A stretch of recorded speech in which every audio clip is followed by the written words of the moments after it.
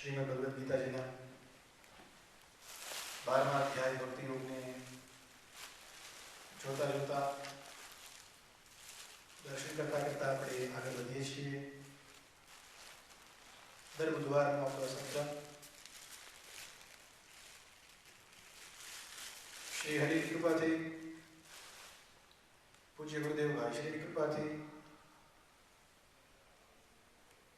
આપણે આ સરસ મજાનું કામ, સરસ મજાનું જ્ઞાન સત્ર ચાલુ છે, જેની અંદર આજના દિવસે આપણે એક પગ, એક કદમ વધારે આગળ વધીએ, ભગવાનની એક ડગલું વધારે નજીક જઈએ.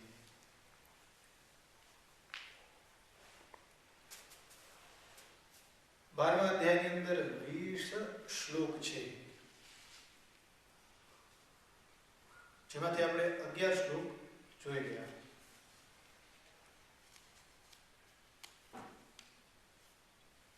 શ્લોકની અંદર ભગવાને અર્જુનજીના પ્રશ્નના પાયા ઉપર નિર્ગુણ અને સગુણ બંને ભક્તિના પ્રકાર, બંને ભક્તિના રસ્તા બતાવ્યા. પણ નિર્ગુણ ઉપર ભગવાને બહુ જાજુ વ્યાખ્યાન કે નિર્ગુણ ઉપર ભગવાને બહુ સાજુ વધારે સમજાવવાનું નથી રાખ્યું. ભગવાને સગુણ ભક્તિના અલગ અલગ પ્રકાર, સગુણ ભક્તિના ભગવાન સુધી પહોંચવાના અલગ અલગ રસ્તા ભગવાને આગળ બતાવ્યા. સગુણ ભક્તિની શ્રેષ્ઠતા ભગવાને સિદ્ધ કરી, ભગવાને સગુણ ભક્તિને સારી ગણાવી. પછી ભગવાને આપણને કહ્યું કે ભાઈ સગુણ ભક્તિનો રસ્તો સહેલો છે, કેમ કે આપણે બધા દેહધારી છીએ, આપણે બધા માનવો છીએ, આપણે બધા શરીરવાળા છીએ. શરીર વિનાની વસ્તુ, શરીર વિનાનું બ્રહ્મ, ગુણ વિનાનું બ્રહ્મ, એનું કલ્પના આપણા માટે બહુ મુશ્કેલ છે. ક્લેશોધિકતરસ્તેષાં દેહવદ ભીરવાપ્યતે. પછી ભગવાને આપણને સમજાવ્યું કે યે તો સર્વાણી કર્માણી મયી સંન્યસ્ય મત્પરાઃ. બધા કર્મો તમે મારી અંદર સોંપી દો, અન્ય યોગથી મને ભજો, તો હું તમારી પાસે જ છું, તમારી સાથે છું. આવી રીતે ભગવાનને અનન્ય યોગથી ભજવા, ભગવાન સાથે સતત જોડાયેલું રહેવું, તો પછી આપણી બધી જવાબદારી ભગવાન ઉપર આવી જાય છે. આપણે વાત થઈ ગઈ કે આપણે પૂરેપૂરા ભગવાનને આશ્રિત હોઈએ તો એ ભગવાનનું દાયિત્વ છે, ભગવાનની જવાબદારી છે આપણને કોઈ પણ રસ્તે જતા વાળવા અને આપણને સંસારમાંથી બહાર કાઢવા. નાની એક આપણે વાત વિચારીએ તો આપણે ચપ્પલ કે શૂઝ પહેરીએ, બરાબર? તો કોણ કોને ઉપાડે છે? આપણે શૂઝને ભેગા ઉપાડીએ છીએ કે શૂઝ આપણને ઉપાડી ચાલે છે? મતલબ કોણ કોનો આધાર છે? વિચારો. આપણે ચપ્પલની ઉપર પગ રાખી કે સાથે પહેરીને ચાલીએ છીએ, તો એ ચપ્પલ આપણને ઉપાડે છે કે આપણે ચપ્પલનું વજન ઉપાડીને ચાલવાનું થાય છે?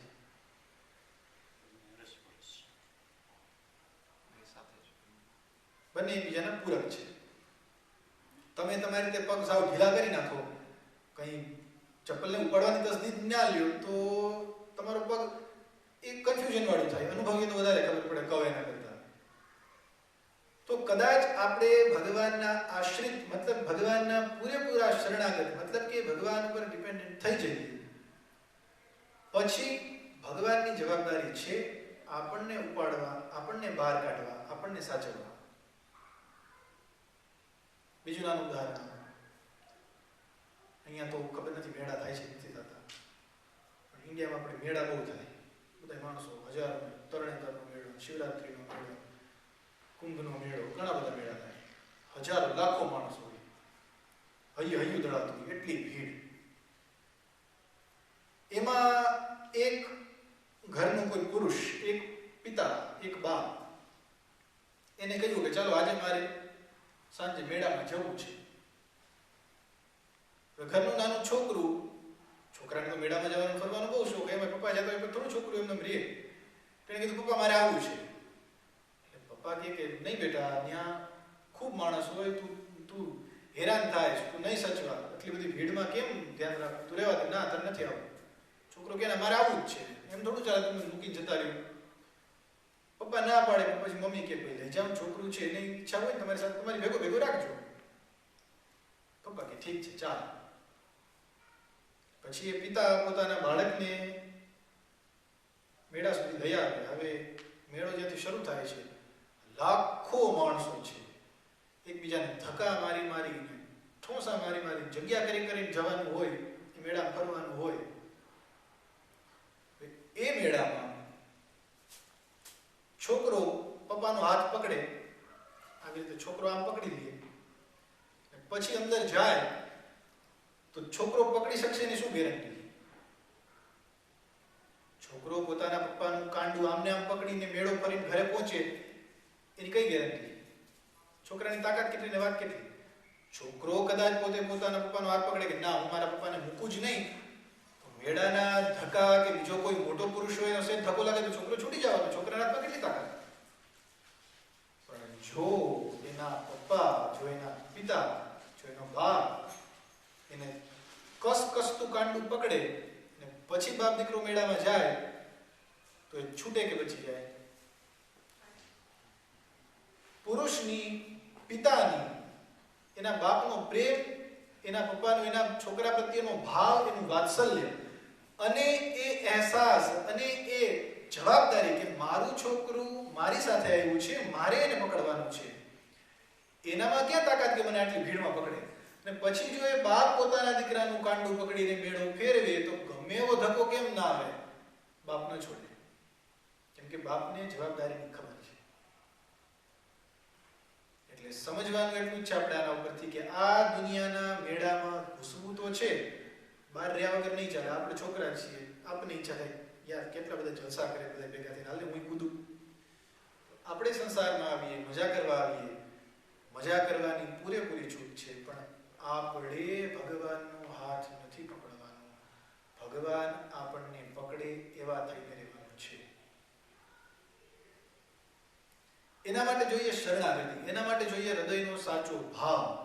જેમ છોકરાને પોતાના બાપ ઉપર પૂરેપૂરો ભરોસો, પૂરેપૂરો વિશ્વાસ છે કે મારા પપ્પા મને નહીં છોડે, એ જ વિશ્વાસ, એ જ ભરોસો અને એ જ ફેથ જો આપણામાં હોય તો ભગવાન આપણને ન છોડે. પણ આપણે એવું માનીને ચાલીએ કે હું ભગવાનને પકડીને ચાલું છું, હું ભગવાનના પાઠ સમયસર સવાર સાંજ 2 કે 4 માળા હું ભગવાનની માળા કરું છું એટલે ભગવાને મારું ધ્યાન રાખવું જોઈએ. આપણી કઈ હેસિયત કે આપણે ભગવાનને પકડીએ?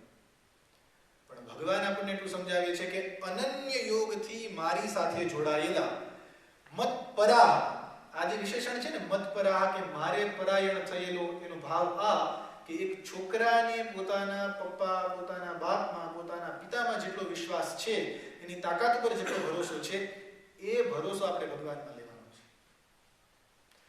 ભગવાને આપણને સમજાવ્યું કે અનન્ય યોગથી મારી સાથે જોડાયેલા હશો તો તમે મારામાં જ રહેવાના છો, હું તમને સંસારમાંથી બહાર કાઢીશ. પછી ભગવાને આપણને આગળ સમજાવ્યું કે કદાચ તમે તમારા મન અને બુદ્ધિને મારી અંદર રાખો તો પણ તમે મારી સાથે છો. ભગવાને આગળ કીધું કે તમે તમારા મન અને બુદ્ધિને મારામાં ન મૂકી શકો, કાંઈ વાંધો નહીં.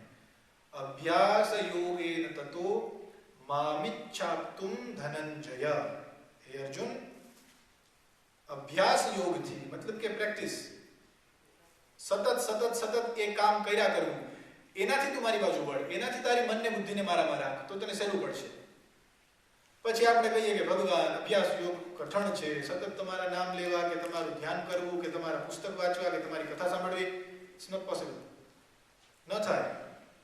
તો ભગવાને કીધું કે અભ્યાસ એ સમર્થોસી મત્કર્મ પરમો ભવ. કદાચ તારે દુનિયાના તારા કામકાજ કરવા છે, તારે તારા પરિવારનું ધ્યાન રાખવું છે, તારે પૈસો કમાવા જવું છે, જા, પણ મત્કર્મ પરમો ભવ. તું જે કંઈ કામ કર એ મારા માટે કરતો થા. તું શીખી જા કે મારે ભગવાન માટે જ કામ કરવાનું છે. પછી આપણે ભગવાને કીધું કે ચાલ કદાચ તું મારા માટે કામ ન કરી શકે, ફોરગેટ ઇટ, કઈ વાંધો નહીં, પણ એ તારા કામના ફળનું, એક કામ કર્યા પછી જેની ઈચ્છા હોય, જે એક્સપેક્ટેશન હોય, એને છોડી દે, એને ત્યાગી દે. હવે ભગવાન આજે આપણે જે શ્લોકથી શરૂ, આ આખી ભૂમિકા બાંધવાનો મતલબ એ છે કે હવે ભગવાન 12મા શ્લોકમાં જે સમજાવે છે એ ભગવાન આપણને સૌથી સારું, ભગવાન આપણને 4-5 રસ્તા બતાવ્યા, પણ ભગવાન પછી આપણને કહે છે કે સારામાં સારો અને સૌથી ઊંચો રસ્તો કયો? તો એ હું તમને કહું, ભગવાન મારા મારફત આપણને કેવડાવે, આપણને સમજાવે છે. તો પહેલા આપણે એ જોવાનું કે ભગવાને કયા કયા રસ્તા આપણને બતાવ્યા છે, પછી ખબર પડે ને કયો રસ્તો લેવો. હવે ભગવાન 12મા શ્લોકમાં કહે છે, શ્રેયો હિ જ્ઞાન અભ્યાસાત જ્ઞાનાદ ધ્યાનમ વિશિષ્યતે ધ્યાનાત કર્મ ફલત્યાગઃ ત્યાગાત શાંતિ અનંતરમ. ગીતાજીના 12મા અધ્યાયનો 12મો શ્લોક. હવે ભગવાને સમજાવ્યું કે મર્મને જાણ્યા વિના કરેલા અભ્યાસ કરતા જ્ઞાન ચડિયાતું છે. જ્ઞાન કરતા પરમેશ્વરના સ્વરૂપનું ધ્યાન ચડિયાતું છે અને ધ્યાન કરતા પણ સર્વ કર્મોના ફળનો ત્યાગ ચડિયાતું છે. કેમ કે ત્યાગથી જ તરત પરમ શાંતિ મળે છે. આ ગુજરાતી સાદો અર્થ કયો તમને? ભગવાને જે રસ્તા બતાવ્યા એની અંદર ભગવાન આપણને કહે છે કે અભ્યાસાદ જ્ઞાનમ શ્રેયઃ, અભ્યાસ કરતા જ્ઞાન શ્રેય એટલે કે સારું છે, ઊંચું છે, એક સ્ટેપ ઉપર છે. કેમ કે તમે કંઈ સમજો નહીં, કંઈ જાણો નહીં કે હું શેનો અભ્યાસ કરું છું, હું શું શીખું છું, હું શેની પ્રેક્ટિસ કરું છું, તો એના કરતા તો જાણવું વધારે સારું છે ને. તમને પહેલા સમજાવવામાં આવે કે ભાઈ તમારે આજથી આ જોબ પર લાગવાનું છે, તમે પહેલા ટ્રાયલ, તમે પહેલા પ્રેક્ટિસ કરો. તો જ્યારે તમને ખબર હોય કે ભાઈ મારે આ કામ કરવાનું છે, હું એની પ્રેક્ટિસ કરું છું, તો તમારે પ્રેક્ટિસ કરવાનું, તો તમારા 4 કે 5 કલાકે ટ્રાય કરવાનો કંઈક અર્થ થયો, તો એનો કંઈક મતલબ થયો. પણ તમને ખબર જ ના હોય કે હું શું કરું છું, બસ ખાલી કરીને જાઉં છું, તો એનો અર્થ કોઈ નથી, એનો ફાયદો નથી.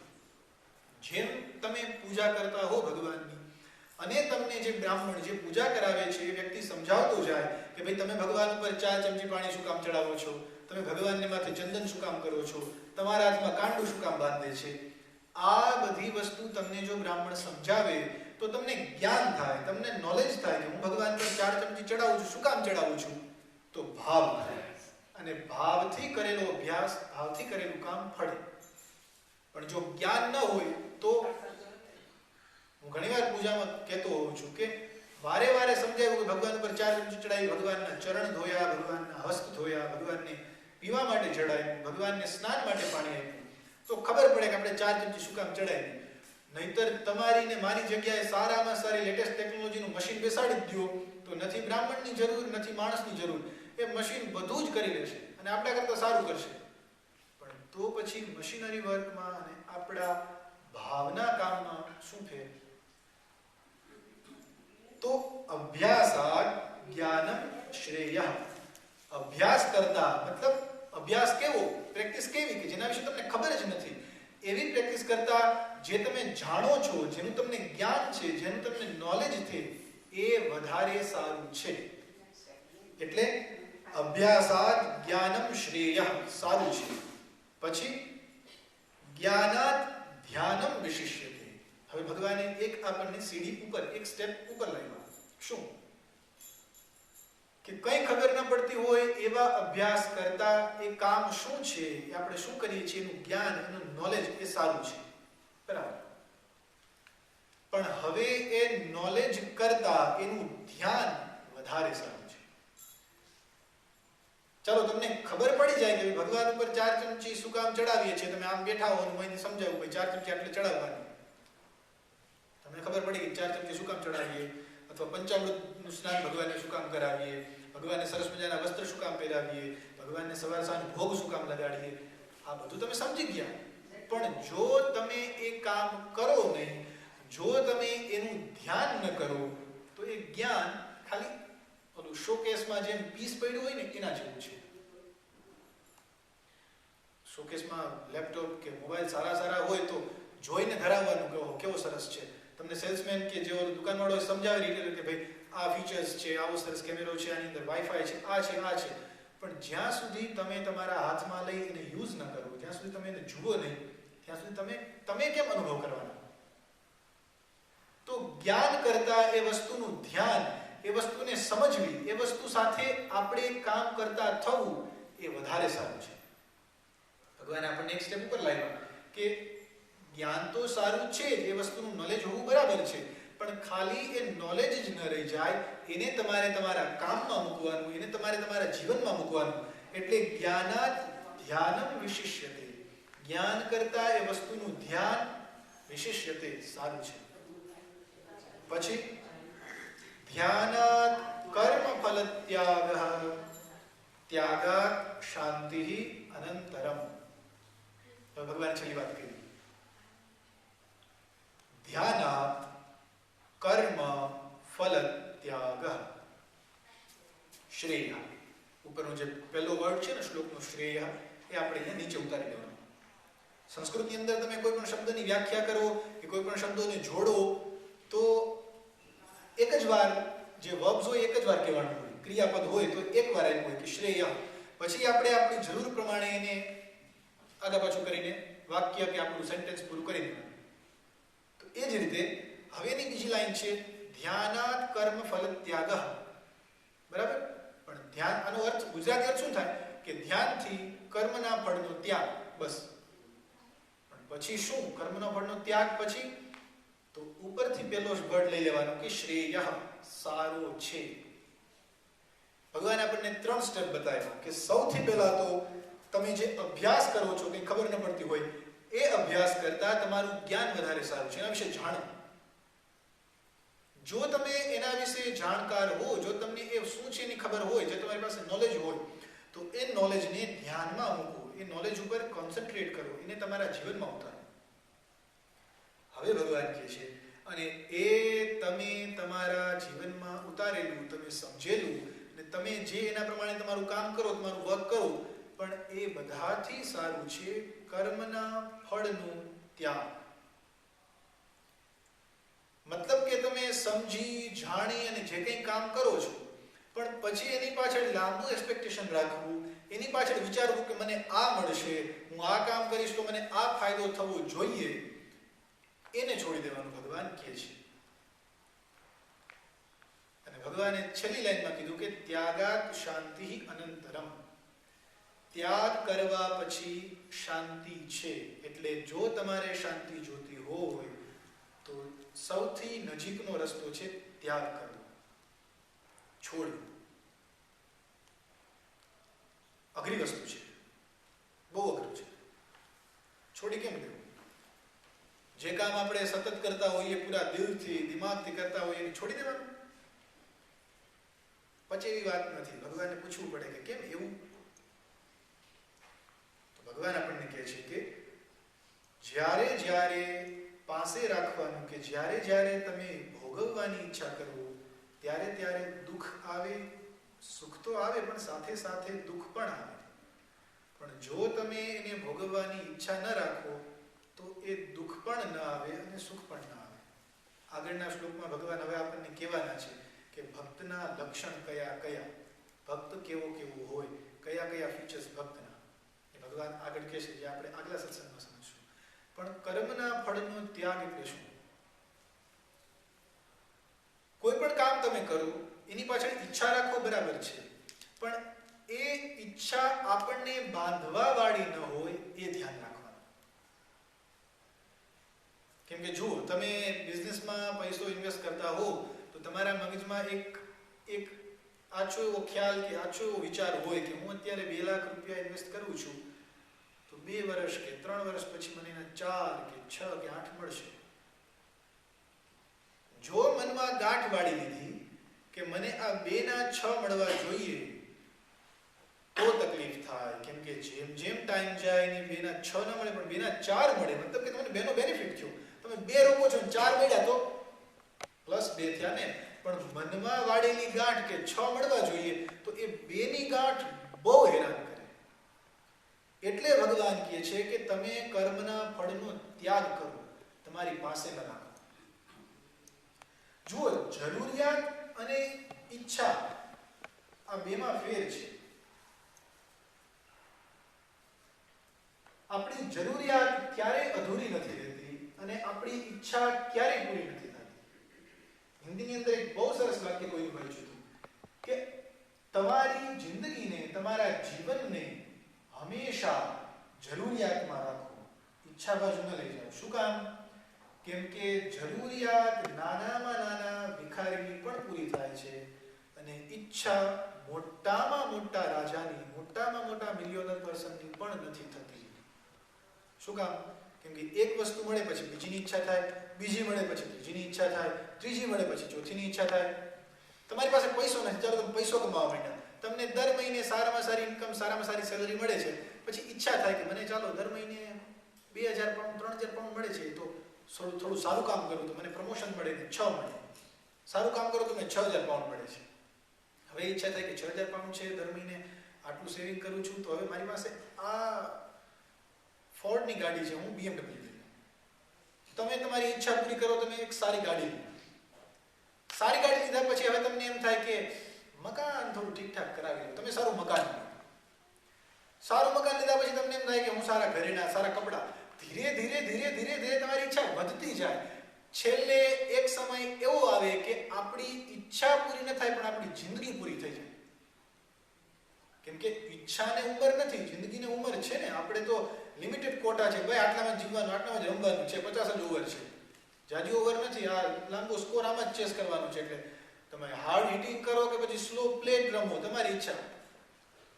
એટલે આપણે આપણા જીવનને જરૂરિયાતમાં રાખો. જરૂરિયાત મતલબ મારે સવાર સાંજ જમવા જોઈએ છે, ભગવાન આપી દે છે. કોઈને ભગવાન ભૂખા નથી રાખતો. ભલે આપણે કંઈ ભિખારી કે જે લોઅર કાસ્ટ છે લોકો નથી, એને મળી જાય છે. આપણે શરીરને ઢાંકવા માટે વ્યવસ્થિત કપડાં જોઈએ, આપણી ઇજ્જત, આપણી આબરૂ બચાવવા કપડાં જોઈએ, મળી જાય. જો દિલથી એમ વિચારો કે મારે બસ એક જોડી કપડાં મારું ઇજ્જત કે મારું શરીર બચાવવા જોઈએ છે, ભગવાન આપી જ દે. જો એમ હોય કે ભગવાન જાજુ કે ઊંચું મકાન કે વૈભવશાળી ઘરની જરૂર નથી, બસ આ માથું ઢાંકવા અને સર છુપાવવા એક જગ્યા મળી જાય, ભગવાન આપી દે. જોજો આજે સેન્ટેન્સ છે ને કે જરૂરિયાત ભિખારીની અધૂરી નથી રહેતી ને ઈચ્છા રાજાની, એ બહુ મહત્વનું છે. કે જો તમારું જીવન જરૂરિયાતમાં તો ભિખારી કે જે સવાર સાંજ માગીને ચલાવતું હોય એનું જ અધૂરું ન રહે, એનું ભગવાન બાકી ન રાખે. પણ જો ઈચ્છા કરવા માંડો તો ક્યારેય પૂરું ન થાય. એટલે ભગવાન સમજાવે છે કે કર્મના ફળનો ત્યાગ કરવાનો છે. ફળનો ત્યાગ મતલબ કે એ મેં ગઈ વખતે કીધું હતું કે એવું નહીં કે તમે સારું કામ કરો છો, તમને પ્રમોશન મળે, તમારી સેલેરી અપ જાય તો બિઝનેસને નહીં કહેવાનું તમારા બોસને કે નહીં ભાઈ બે હાથ જોડી મેં ત્યાગ કર્યો, મારે નથી જોતા 6000, 3 જ દે, એમ નથી કહેતો. પણ કર્મના ફળની ઈચ્છાનો ત્યાગ કરવાનો છે. તમે ઈચ્છા ન કર્યું, તમે એક્સપેક્ટ ન કર્યું, તમને મળી જાય તો સ્વાગત, વધાવવાનું, એને યુઝ કરવાનું, એને વાપરવાનું, પણ ઈચ્છા નથી બાંધવાનું. મેં કીધું એમ 2 લાખ ઇન્વેસ્ટ કરો તો 4 મળે તો વેલકમ, એ 2 ને વધાવો, એ 2 નો સારી જગ્યાએ ઇન્વેસ્ટ કરો. પણ જે 6 વિચાર્યા છે ને 6 વિચારો નહીં, એ ઈચ્છા નથી રાખવાની. અને એકવાર જો જીવનમાં કર્મના ફળની ઈચ્છાનો ત્યાગ થાય તો પછી અનંતરમ શાંતિ, શાંતિ જ શાંતિ છે. એક નાનું ઉદાહરણ દઈ પૂરું કરવાની પહેલા એકવાર મેં વાત કરી હતી. એક રાજા પોતાના, પહેલાના જમાનામાં રાજા પોતે પોતાનો વેશ બદલી, એટલે કે રાજાના કપડાં કાઢીએ જેવા તેવા કપડાં પહેરી અને ગામમાં, આખા નગરમાં ફરવા નીકળે કે ભાઈ કોણ માણસ શું કરે છે, સુખી છે દુઃખી છે બધું જોવા. એટલે રાજા એકવાર પોતે એકદમ સાદા એવા કપડાં પહેરી ઘોડા ઉપર ચડી નીકળો બધે જોવા, લટાર મારવા. તો એક સાંજ થવા આવી હતી, રાજા ધીરે ધીરે રાજમહેલ બાજુ જાય છે. ખેતર હતું, ખેતરમાં એક ખેડૂત ખાટલો ઢાળી આરામથી લાંબો પડી અને 2 હાથ પાછળ નાખીને સૂતો. એટલે રાજાને થયું કે મારા દેશનું ખેડૂત એટલે જેને બહુ કામ કરવાનું, એ માણસ આવી રીતે કેમ આળસ કરીને બેઠો છે, કંઈક કામ કરવું જોઈએ એને. એટલે રાજાએ જરાક પાસે જઈને કીધું કે ભાઈ કેમ બેઠો છો? એટલે કીધું કે કેમ ભાઈ બેસું નહીં તો શું કરું? તો એને કીધું કંઈક કામ કર. તે કામ કરીને શું? તે કામ કરીશ તો 2 પૈસા કમાઈશ. તો કે 2 પૈસા કમાઈને પછી તારી ઇન્કમ વધશે, તું 2 પૈસા તારા ખેતરમાં કે બિઝનેસમાં રોક કે બીજે ક્યાંક રોક, પછી તને વધારે પૈસા મળશે, પછી તું સારું ઘર લઈ શકીશ, એક પછી સારી ગાડી આવશે, પછી તારે શાંતિ હશે, પછી તું આરામ કરી શકીશ. તો અટાણે તો આરામ જ કરવું છે. આટલી બધી સાયકલ ફર્યા પછી મારે આરામ જ કરવાનું હોય, શાંતિ જ જોતી હોય, તો આટલી બધી માથાકૂટ શું કામ? એટલે એમ નથી કહેતો કામ કરવાનું મૂકી દો, એમ નથી કહેતો કાલ સવારે 7 વાગે પહોંચવાનું જોબ કરતો કેજો કે ના ઉઠાડવા મને ઘરવાળીને સુવા દે, ના પાડી શાસ્ત્રી કરવાની, એમ નથી કહેતો. પણ શાંતિ મેળવવા માટે દોડવાની જરૂર નથી. જે ખોટા ધંધા કરીએ છીએ કરવાનું બંધ કરી દઈએ ને તોય શાંતિ. ભાઈશ્રી બહુ સરસ વાત, હસવામાં બહુ સરસ વાત કહે છે. ઘણા પૂછે કે શું કરીએ તો શાંતિ મળે? ભગવાન કે કંઈ ન કરો તો શાંતિ મળે. કેમ કે બીજા બધા માથાકૂટ કરવામાં જ આપણી શાંતિ હણાઈ જાય છે. કોક કે ભાઈ તને રાહુ નડે છે, તું જપ કરાય આવ એટલે આપણે દોડીએ, આ કરીએ તે કરીએ. કોક કે ભાઈ તને આ નડે છે, તું આ કરાવીએ એટલે પછી એમ થાય કે હાલું થોડાક ટાઈમ તો લાગે કે ચાલો પૂજા થઈ ગઈ, જપ થઈ ગયા એટલે મજા. પણ એ બધો મનનો વેમ છે. શાંતિ વળી પાછી ઊભી થાય કે શાંતિ થોડીક વારની હોય. એટલે ભાઈ શ્રી કહે છે કે કંઈ કરતા બંધ થઈ જાવ ને તો શાંતિ મળે. ભગવાન આપણને સમજાવે છે કે કર્મના ફળની ઈચ્છાનો ત્યાગ કરો તો શાંતિ જ શાંતિ જીવનમાં છે. એટલે હવે ભગવાને અહીંયા જે રસ્તા કીધા છે એને ભગવાન અહીંયા ફૂલ સ્ટોપ આપે છે. અને હવે આને આગળ ભગવાન ભક્તના લક્ષણ, ભક્ત કેવો હોવો જોઈએ, ભક્તની અંદર કઈ વસ્તુ, કઈ સ્પેશિયાલિટી હોવી જોઈએ, એ ભગવાન હવે આપણને સમજાવવાના છે. એ આપણે આવતા બુધવારના સત્રથી રાખશું. ત્યાં સુધી ભગવાનને પ્રાર્થના કરીએ કે કોઈ એક રસ્તે હે પ્રભુ ઉપાડીને અમને મૂકી દેજે. તને જે ઠીક લાગે એ. અમને ખબર નથી અમારા માટે શું સારું છે, શું ખરાબ છે. એટલે ભગવાન ઉપર છોડીએ. એક તુલસીદાસજીની બહુ સરસ પંક્તિ છે કે મોતી કુત્તા રામ કા તુલસી મેરા નામ. હું ભગવાન રામના, આપણે સૌ ભગવાન રામના છીએ. આપણા ગળામાં ભગવાન રામનું નામનો પટ્ટો પહેરી લઈએ. ભગવાન જે રસ્તે વળે એ રસ્તે વળવાનું છે. ભગવાનને એટલું જ કહીએ કે આપણને કોઈને કોઈ હિસાબે એમની બાજુ વાળે. જય શ્રી કૃષ્ણ. આજના